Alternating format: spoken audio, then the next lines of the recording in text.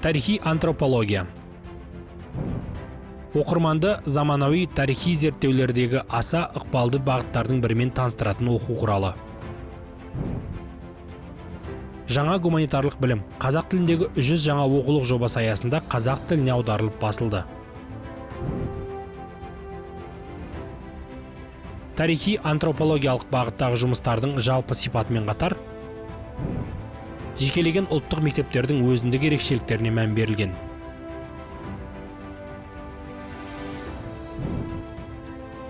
Тарихшылар мен антропологтардың пәнаралық пікір алмасу мүмкіндіктеріне назар аударылған.